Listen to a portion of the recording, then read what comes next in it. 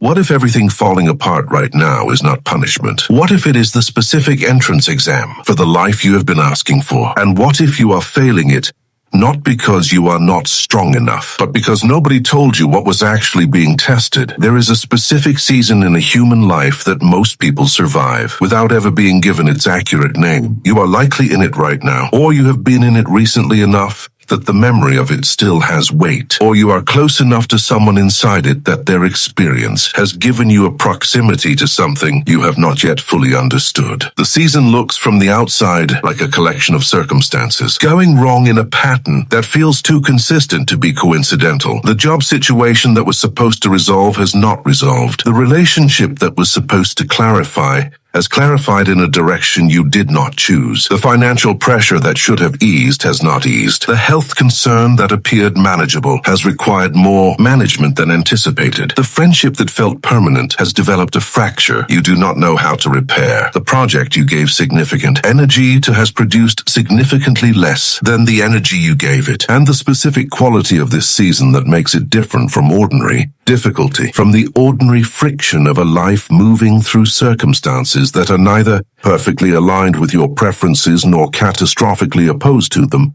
is its simultaneity. The things are not going wrong one at a time in the manageable sequence that would allow you to address each. One before the next one requires your attention. They are going wrong together, in a cluster that feels coordinated, in a timing that feels deliberate, in a pattern that produces, in your most honest moments, the specific question you have not said aloud to anyone, because saying it aloud makes it too real and too personal and too much like something you would not be able to unhear yourself saying. Is this happening to me? Not around me, not in the general vicinity of my life, not in the neutral way that difficulty is distributed across human experience without regard for the specific individual, to me, with a specificity and a consistency that exceeds what coincidence can comfortably account for. You are not paranoid for feeling this. You are not inflating the significance of ordinary events into a narrative that flatters your sense of your own importance. What you are sensing is something real, not supernatural, not the literal intervention of a conscious cosmic intelligence, adjusting the variables of your experience with intention, something more precise and more psychological and ultimately more useful than the supernatural version. Carl Jung spent decades studying exactly this pattern, the specific cluster of difficulty that arrives before genuine transformation, not as punishment and not as arbitrary cruelty, but as the specific psychological and circumstantial pressure that the psyche requires before it is willing to release the structures that have been keeping it from the life that is actually available to it. He did not call it a test in the theological sense. He called it something that, once you understand it accurately, changes what it is possible to do with it and what it is possible to become inside it. Before the understanding arrives, the feeling has to be named honestly, because the feeling is what most people are actually living inside, while they are searching for the explanation, and the explanation will not fully land until the feeling has been given enough space to be real before it is required to become something more useful. The feeling has several layers, and most accounts of this kind of difficulty address the outer layers and leave the inner ones unexamined, which is why most accounts of this kind of difficulty produce temporary comfort without lasting orientation. The outer layer is frustration. The events are not going the way you needed them to go. The timing is wrong in ways you cannot control. The effort you are putting in is not producing the return it should be producing by any reasonable calculation you can apply to it. The frustration is legitimate, and it deserves acknowledgement rather than immediate reframing into something more spiritually acceptable. Beneath the frustration is something with more personal weight. It is the feeling of being singled out. You look at the people around you, and not all of them, but enough of them, and their lives appear to be moving, not perfectly, not without friction, but in a direction that suggests the friction is temporary and the movement is real, and the destination they are aimed toward is within range of the effort they are making. And your life, by comparison, appears to be not quite moving, or moving in ways that don't accumulate, or accumulating in ways that keep resetting before the accumulation reaches the threshold where it becomes something you can actually build on. The feeling of being singled out is not the same as self-pity, though it has enough in common with self-pity that people in your life who see only its surface often name it that. Self-pity is the feeling that your difficulty is unfair. The feeling of being singled out is something more specific and genuinely interesting as a psychological phenomenon. It is the recognition that what is happening has a quality of precision, that feels directed, that the things going wrong are not random samples from the general pool of possible difficulties, but specific things, specific to you, specific to the particular structures and beliefs and patterns and relationships that have been most central to the way you have been organizing your life. And beneath the feeling of being singled out, at the layer most people never reach, because the upper layers are already so much to carry, is a fear that the feeling of being singled out is trying to tell you something specific about your own essential nature. Not that the difficulty is random misfortune, that the difficulty is proportional, that what is going wrong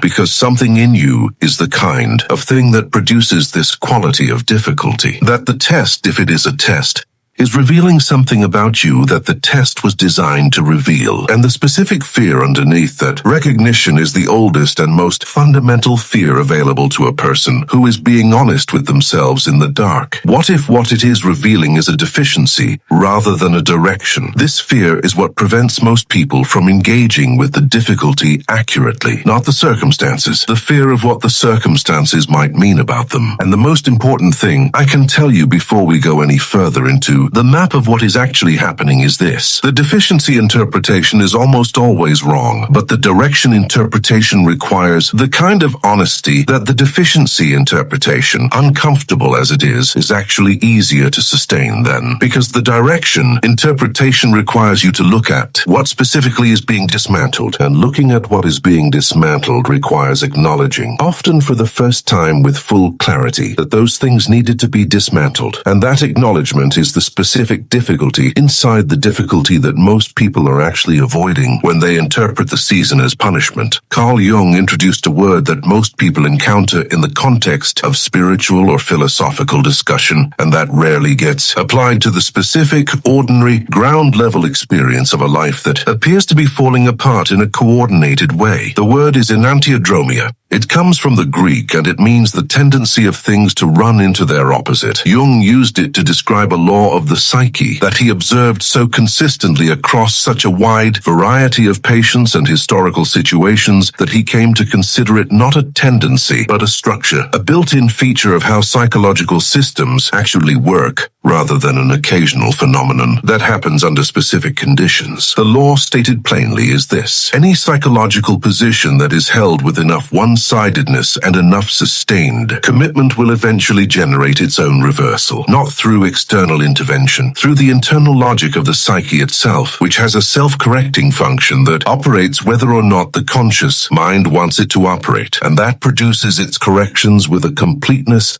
proportional to the one-sidedness of the position it is correcting. This is important. What it means practically, in the specific, concrete terms of the life that feels like it is falling apart before it changes, and is that the difficulty you are experiencing is almost certainly organized around the specific structures that were most one-sided. The career identity that was so central to your sense of worth that it left no room for the question of whether you were building the right thing for the right reasons. The relationship that was so important to your sense of security that you organized everything around maintaining it, rather than honestly examining whether the maintenance was producing genuine connection or simply the continuation of familiar comfort. The belief system that was so comprehensive in its account of how things work and why they work that way that it left no space for the experiences that did not fit the system's explanatory framework. The self-image that was so carefully curated and so consistently presented that the gap between it and the actual interior had grown wider than a single honest conversation could bridge. These are the things that the enantiodromia is organized around. The correction is not random. It is targeted at exactly the structures that needed correcting, with a precision that the ego, which built those structures and has been defending them, is not capable of applying to itself. The psyche, in other words, does what the conscious mind cannot bring itself to do. It dismantles what needs dismantling, and it times the dismantling for the moment when the one-sidedness has become sufficient that the dismantling will produce enough of a clearing for the new structure to have room to form. This is not poetic. It is the best current psychological account of a phenomenon that has been documented across enough clinical histories and enough biographical accounts of genuine transformation to qualify as a pattern. The pattern is this: the things you most need to change are the things you are least capable of changing through ordinary deliberate effort, and the season you are currently in is the psyche's way of changing them anyway. Not through your consent, through the application of the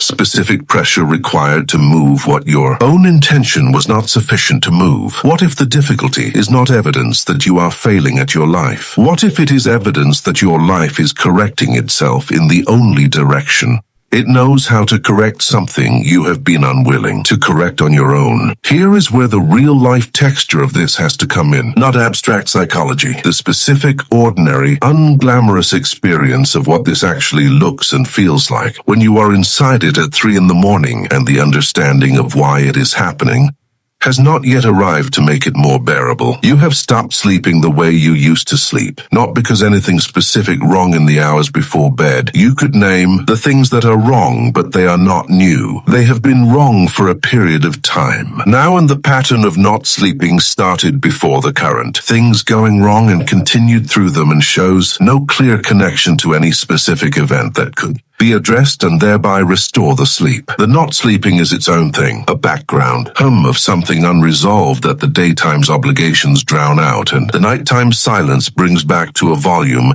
that the sleeping brain cannot navigate. And in the not sleeping, you do the thing that is most available and most unhelpful in equal measure. You review, you run the inventory of what is currently wrong, not to solve it, but in the compulsive way of someone checking a wound they already know is there, measuring whether it has grown or reduced, looking for evidence that might finally confirm whether the overall direction is toward resolution or toward something worse. The review never produces resolution. It produces a version of clarity that is actually the clarity of seeing the full picture of the situation without the softening that hope provides during the daytime. In those hours, you see clearly how long some of these things have been building, how long you have known at some level below the level you were willing to address that a specific relationship was not what you were telling yourself it was, how long you have been in a career or a direction that produced the external evidence of progress without producing the interior experience of genuine alignment, how long you have been performing a version of yourself that required significant ongoing management, the careful editing of what you showed in what context, the continuous calibration of how much of your actual interior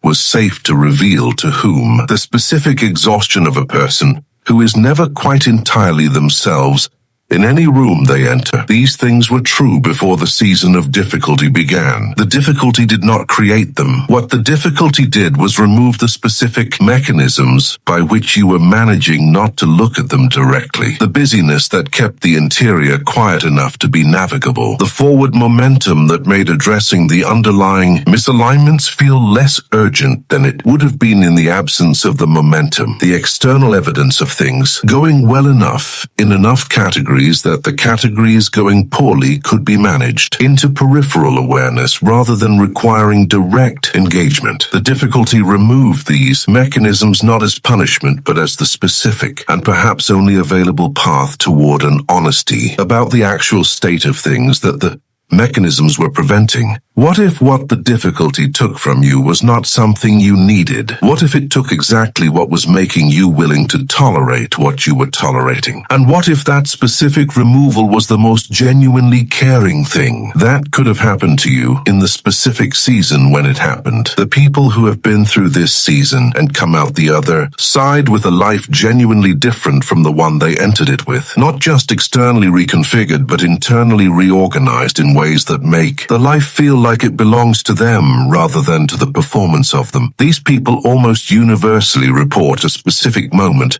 that the understanding required them to reach before the direction began to change. Not a moment of breakthrough, not a moment of arriving at the answer they had been searching for, not a moment of receiving external confirmation that what they were going through had a purpose, a moment of surrender. And surrender is a word that requires precise definition here because it is one of the most misused words in the vocabulary of personal transformation. Surrender, as it is popularly understood, means giving up, accepting defeat, releasing the effort and the intention and the will that were producing the struggle and choosing instead the comfort of not trying. This is not what I mean. This is not what Jung meant, and this is not what the people who have been through this season and genuinely changed describe. When they try to name the moment things began to shift, the surrender they describe is not the giving up of effort. It is the giving up of a specific and very particular kind of effort, the effort of maintaining the story about what their life was supposed to look like, assembled from the earliest available materials and sustained through decades of selective attention and selective presentation that had been functioning as the primary lens through which all incoming experience was being evaluated. The effort of defending that story against the incoming evidence that it was not entirely accurate. The effort of managing the gap between the story and the actual interior. The effort of performing the story for an audience that largely existed in their own head. When this effort is surrendered, not the effort of living, not the effort of building, not the effort of engaging genuinely with the actual circumstances of their actual life,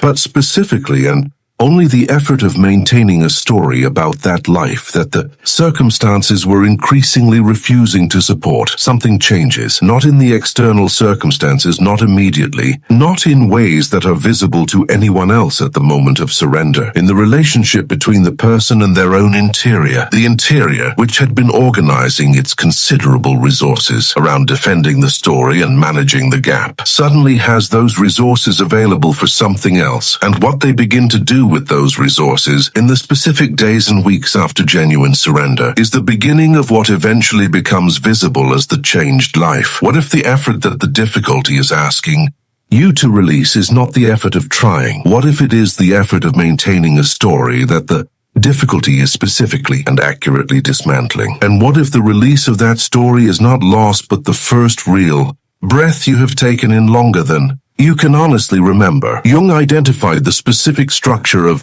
what he called the transcendent function, one of his most important and most frequently misunderstood contributions to the understanding of psychological transformation. The transcendent function is not mystical, though its effects can feel mystical from inside the experience of it. It is the specific psychological process by which two opposing forces within the psyche, the conscious position and the unconscious correction, are held in tension long enough for a third thing to emerge that was not possible from either position alone. Think about what this means in the concrete terms of the season you are in. The conscious position is the story, the life you have been constructing and maintaining and presenting and defending. The conscious position contains real elements, genuine values, genuine relationships, genuine achievements, genuine directions that have produced real things, but it is also one-sided in the specific ways that the difficulty is organized around revealing. The unconscious correction is the dismantling, the enantiodromia in action, the specific pressure being applied to the specific structures that the one-sidedness was most invested in. The transcendent function is neither of these. It is what becomes possible when you hold both of them simultaneously without collapsing in the direction of either one, without returning to the conscious position through the sheer force of familiar habit and the comfort of what is known, and without collapsing into the unconscious correction by treating everything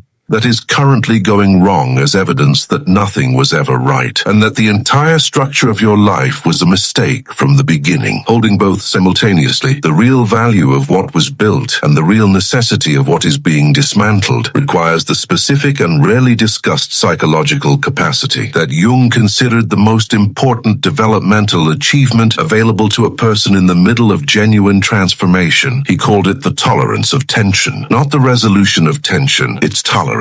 The willingness to remain in the uncomfortable space between what was and what is not yet without prematurely collapsing into either the past or the future. The people who develop this capacity, who can sit in the middle space without immediately moving to relieve the discomfort through either defensive return to The old structure or desperate reaching toward the new one, these are the people in whom the transcendent function actually operates, and what it produces in the specific individuals who can tolerate the tension long enough for it to complete its work is not a compromise between the old and the new. It is something genuinely third, something that could not have been generated from either position alone, a direction, an identity, a way of existing in the world that has the specific quality of being more genuinely theirs than either the defended conscious story or the unconscious correction was capable of producing independently. What if tolerating the tension is not the painful middle of a process? What if it is the actual process? And what if everyone who is trying to rush through the middle or around the middle is exactly that, rushing? And what if rushing is the single thing that prevents the transcendent function from doing what only it can do? There is something specific that the tests of this season are actually measuring, and it is not what most people think is being measured. The common interpretation, the one that the popular spiritual framework provides, and that most people apply to this kind of difficulty, is that the tests are measuring resilience, whether you can endure, whether you have enough strength and enough faith and enough commitment to the life you are trying to build to sustain the effort through a period. When the evidence is not confirming the direction, this interpretation is not wrong. Resilience is real, and it is developed through genuine difficulty, and the development of it is not a small thing, but it is not the primary thing being developed during this season. And organizing the entire experience around the cultivation of resilience produces a specific and understandable, but ultimately limiting orientation, the orientation of someone who is trying to get through something, to endure it, to survive it sufficiently intact that the life they were building before it can resume once it is over. This orientation treats the season as an interruption of the life rather than as part of it, as something to be endured rather than as something to be genuinely inhabited, and the people who endure their way through it, who apply resilience successfully enough to maintain the direction they were pursuing before the difficulty began, who emerge from the season with their original story intact and their original structures restored. These people have genuinely developed something real. But the people who emerge from the season with a life that is genuinely different from the one they entered it with, different not in the external events that occur, but in the interior architecture from which those events are engaged. These people were not primarily measuring resilience. They were measuring something that requires a different name. Jung would call it the willingness to be changed, the specific, rare, genuinely demanding quality of a person who can remain in genuine contact with what is actually happening, with the full weight of what the difficulty is revealing, without the defensive management that converts the revelation into something more comfortable, long enough to actually be altered by it. This is not resilience.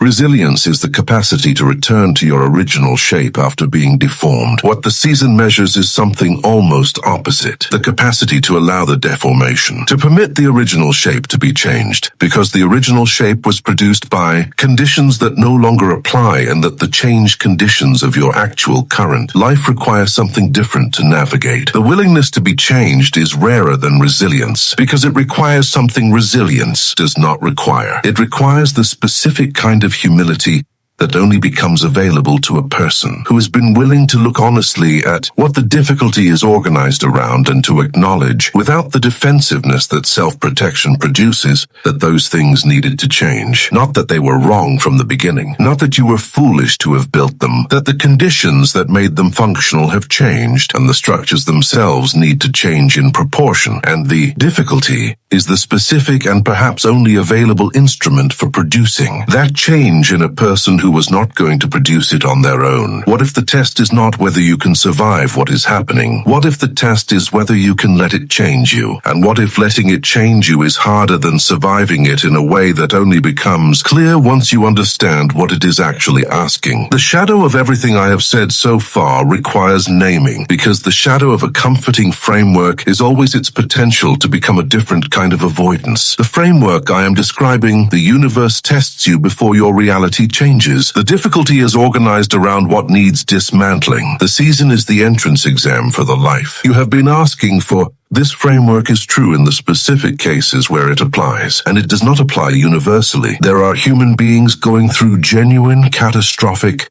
structurally unjust difficulty that has nothing to do with the psyche's self-correcting function and everything to do with conditions of poverty, illness, violence, or systemic disadvantage that no amount of psychological reframing can address. Using this framework to process structural injustice as personal development is not wisdom. It is a specific and genuinely harmful form of spiritual bypassing that individualizes what are collective problems and asks people to mine for growth lessons in circumstances that primarily require practical change and systemic accountability. I am not talking about those situations. I am talking about the situations where the person genuinely has the structural resources to build the life they want to build and being stopped by something that is not external limitation, but internal architecture, where the difficulty is real and the circumstances are genuinely challenging and the pressure is genuine, but primary obstacle is not outside. It is the specific psychological structures that the person built in response to earlier conditions that no longer apply, that they have been unable to change through ordinary deliberate effort, and that the season of difficulty is organized around dismantling. This is a specific category of experience. It is not universal. It is, however, extremely common among the people who will watch this video,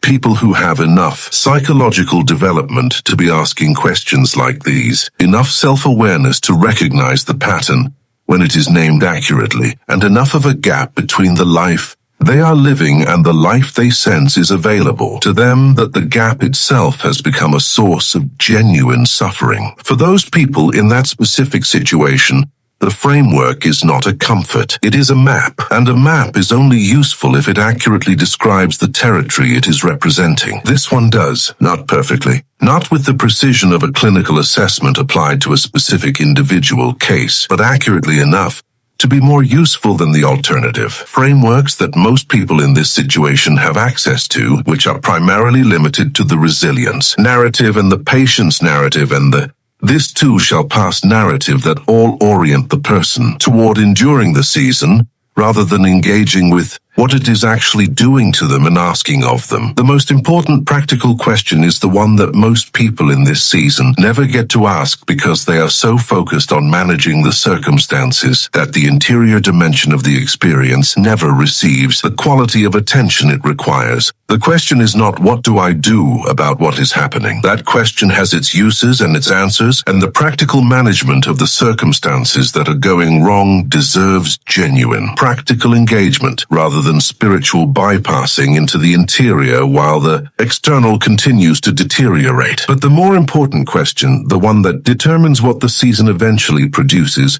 rather than simply how long it lasts, is what is specifically being dismantled. Not in general terms, specifically. What belief about yourself is the difficulty making impossible to maintain? What relationship structure is becoming untenable in a way that is requiring honest examination of whether it was ever genuinely what you were telling yourself it was? What self-image is being revealed as a construction by the specific ways in which the construction is failing to hold up under pressure? What direction you have been moving in is producing evidence that it was oriented around something you were supposed to want rather than something you actually do want? These questions are not comfortable. They are the questions that the difficulty is organized around forcing you to ask, and most people in the season develop significant skill in avoiding them while appearing to be engaged in genuine self-examination. The avoidance takes a specific form. It looks like processing. It looks like reflection and journaling and therapy and long conversations with close friends about what is happening and why and what it means. All of these things have genuine value. None of them are the avoidance. The avoidance is the specific way those conversations and those reflections consistently arrive at conclusions that place the source of the difficulty primarily outside the self, in the circumstances, in the people involved, in the timing, in the systemic conditions, in the things that are genuinely contributing to the difficulty from outside. And there are always things genuinely contributing from outside. The external dimension of the difficulty is real, but whose amplification into the primary explanation serves the specific purpose of not having to look at what is specifically being dismantled on the inside. Jung called this the flight from the interior, not the denial of difficulty, the specific redirection of all available attention toward the external components of the difficulty as a way of maintaining the internal components intact. The person who can genuinely answer the question, what specifically is being dismantled, who can sit with the answer long enough to feel its full weight rather than immediately converting it into a plan for how to address the external circumstances that the dismantling is organized around. This person is beginning to engage with the season in the way the season is actually asking to be engaged. And what they find when they genuinely sit with the answer tends to be, in my observation, not what they feared they would find. Not evidence of a fundamental deficiency or a fatal error or a life built on a foundation that was always going to produce exactly this outcome. What they find is something smaller and more specific and more workable than that. A belief that was formed in conditions that no longer apply. A pattern that was built for protection in an earlier environment and that has been running in a current environment that does not require that protection. A structure that was assembled around someone else's expectations rather than their own genuine orientation. These are not catastrophes. They are the specific work of the season, and they are workable, not easily, not quickly, but genuinely, in the specific daily, unglamorous practice of a person who has finally identified what needs changing and is beginning the slow, real interior work of changing it. There is a specific way the testing works that most people experience without being able to describe it, and describing it accurately is important because the accurate description changes what is possible to do with the experience. The testing does not apply uniform pressure across all areas of life simultaneously. It applies targeted pressure at specific points, the specific points where the one-sidedness is most invested, where the constructed story is most dependent on a particular version of reality holding, where the gap between the performed self and the actual self is widest and therefore most energetically expensive to maintain. You will have noticed this if you reflect on the pattern of what is going wrong with a specificity that is hard to account for as coincidence. The difficulties are not distributed randomly across the categories of your experience. They are concentrated in the relationship where the most significant maintenance was required, in the career direction where the most significant compromising of genuine alignment had occurred in exchange for the external evidence of progress, in the financial structure that was built to support a version of your life that was more about the story than about what genuinely sustains you. The concentration is not punitive. It is diagnostic. It is the psyche applying pressure at the exact points where the structure needs to yield in order for the new structure to have room to form, and the specific form of the testing at each of these points is always the same, even when the circumstances through which it arrives are entirely different from person to person. It is the testing of whether you will maintain the story or release it. Whether, in the specific moment when the circumstance makes the gap between the story and the actual interior undeniable, you will find a way to reinterpret the circumstance in favor of the story, or allow the circumstance to do what it is designed to do, which is to make the story finally untenable. The passing of the test is not the successful maintenance of the story under pressure. That is not passing. That is a delay of the inevitable at a cost that compounds with each delay. The passing of the test is the specific moment when you stop trying to make the circumstance fit the story and allow the story to be revised by the circumstance. This feels like failure from inside the story. It feels like giving in, giving up, accepting defeat. From outside the story, from the position of the person who has already been through this and come out the other side, it is the only moment in the entire season when something genuinely changes. Everything before that moment is the build-up. Everything after it is the beginning of the building. The moment itself is the thing that most people avoid most successfully, and that costs the most when it is finally unavoidable. What the changed reality actually looks like, the one on the other side of the season, the one that the difficulty was the entrance exam for, is almost never what the person expected when they were inside the difficulty imagining what they were being tested for. The expectation, when the difficulty is being framed as preparation for something better, tends to run in a particular direction. The better thing will be a larger version of the current thing, more successful in the same direction, more aligned with the same values, but in more favorable conditions, more of what was already there, restored and enhanced after the difficulty's necessary interruption. This expectation is understandable, and it is also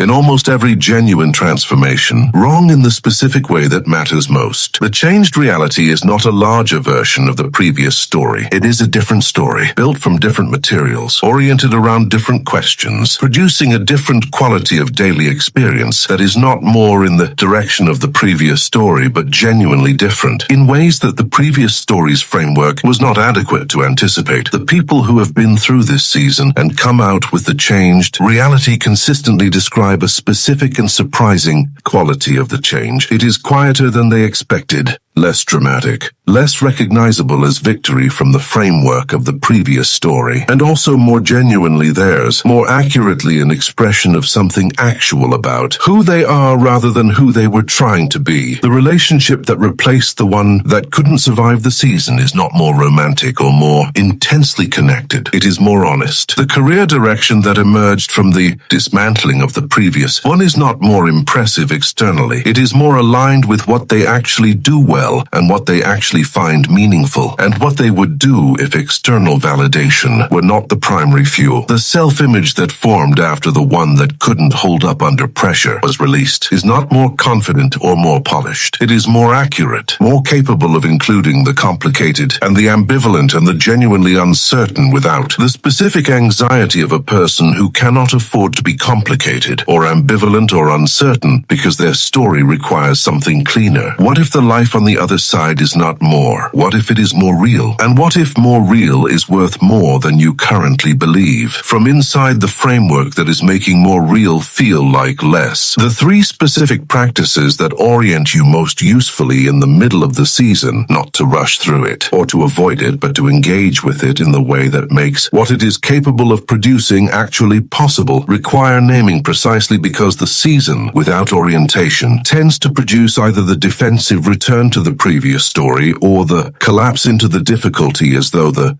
difficulty were the permanent reality rather than the transitional one. The first practice is the practice of honest inventory, not the therapeutic kind, not the kind organized around blame and accountability, and processing the specific events that contributed to the difficulty, the kind organized around a single precise question, applied to each of the areas where the difficulty is concentrated. What was I maintaining here that required more energy than the genuine thing would have required? The relationship that required more management than a genuinely reciprocal relationship requires. The career direction that required more performance of enthusiasm than genuine engagement with meaningful work requires. The self-image that required more ongoing construction than a genuine and honest account of who you are would require. The answer to this question in each area is not the analysis of what went wrong. It is the identification of where the one-sidedness was, where the specific energy of maintenance was being applied, that the enantiodromia is now targeting. Naming these things, specifically, without the softening that makes them more comfortable but less accurate, is the first thing that makes the season navigable rather than simply endurable. The second practice is the practice of daily minimum honesty. One honest thing per day that does not pass through the story's editorial filter before it is allowed to exist. Not the full inventory, not the comprehensive confession, not the dramatic revelation. One honest thing in the journal, in the conversation with the one person who can be trusted with the unfiltered version, in the private interior where you are finally allowing yourself to be a witness to your own experience rather than a manager of it. The minimum is important. The dramatic practice is available, and it produces dramatic experiences, and it often circles back to the story through a different route. The minimum is what builds the daily tolerance for honesty that the season eventually requires in full measure. One honest thing, repeated enough times that honesty stops being an event and starts being a practice. And a practice is what changes a life rather than what marks a moment. The third practice is the practice of surrendering the timeline, the specific, particular, individually calibrated timeline that the previous story generated. By this point in life, I should have reached this. By this age, this should have resolved. This much time is the appropriate amount of time for something of this nature to require. This timeline is the specific mechanism by which the season's difficulty becomes the season's suffering. The difficulty is real. The suffering is the gap between the reality and the timeline. The timeline is not real. It is a construction built from external comparisons and absorbed expectations and the specific anxiety of a person who has been using the external evidence of progress to sustain a story that cannot sustain itself from the interior. Surrendering the timeline does not mean giving up on the direction. It means releasing the specific and artificial deadline that the story imposed on it and allowing the process to take the time the process actually requires, which is never the time the story's timeline allocated for it, and which, when it is allowed the time it actually requires, produces results that the timeline's pressure was preventing rather than generating. The question that stays, the one that this video cannot resolve for you, the one that only your own honest and sustained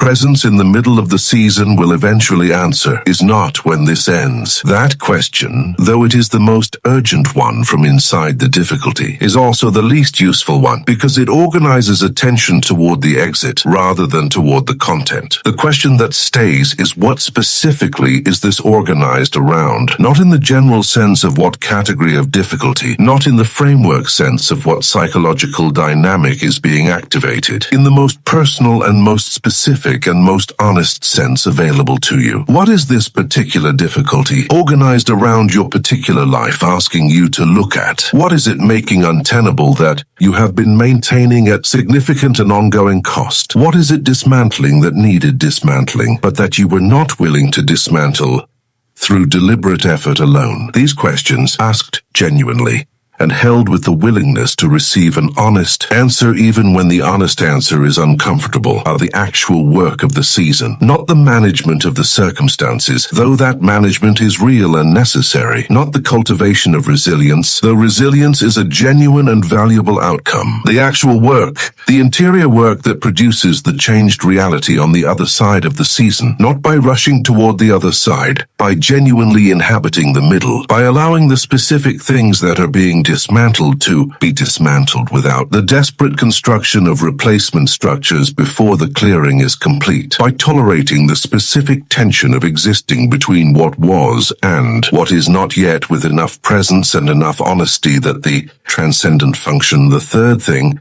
the one that neither the old story nor the difficulty alone could generate, has the interior conditions it requires to actually operate. What if the universe is not testing whether you are strong enough to survive what is happening? What if it is testing whether you are honest enough to see what is actually happening? What if those are different tests? And what if passing the second one is the only thing that changes anything real? Carl Jung said something toward the end of his career that most people who quote him never include in the quotation because it lacks the specific quality of comfort that the earlier part of the sentence provides. He said that the privilege of a lifetime is to become who you truly are. This is the part that gets quoted. What he said after it is what matters more. He said that this privilege is purchased at a specific and unavoidable price. The price is the willingness to meet, without flinching and without the defensive management that comfort requires, the full interior reality of who you actually are before the performance, before the story, before the constructed version that the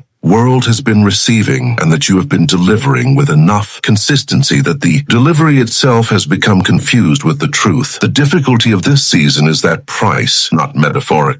Literally, the things going wrong are not going wrong in spite of your desire for the life available to you. They are going wrong in service of it, clearing what is in the way of it, making untenable what was making it inaccessible, applying the specific pressure at the specific points that will eventually produce the specific opening through which the life that is actually yours, not the story of it, not the performance of it, not the version of it organized around what you were supposed to want, can begin to form. You are not being punished. You are being prepared, and the preparation is not for a larger version of what you already had. It is for the first genuinely accurate version of what was always available. The question is not whether you are strong enough for this season. The question is whether you are honest enough. And what if honesty is something you have been practicing your entire entire life in smaller and less demanding contexts precisely so that, when this season arrived and required it in full measure, it would not be entirely unfamiliar? What if you have been building toward this exact moment longer than you know? And what if the only thing left to do is to finally stop calling what is happening a test you are failing and start calling it what it actually is? The entrance to the life you have been building toward, already open, already yours, waiting only for you to stop defending what it is asking you to release and walk through.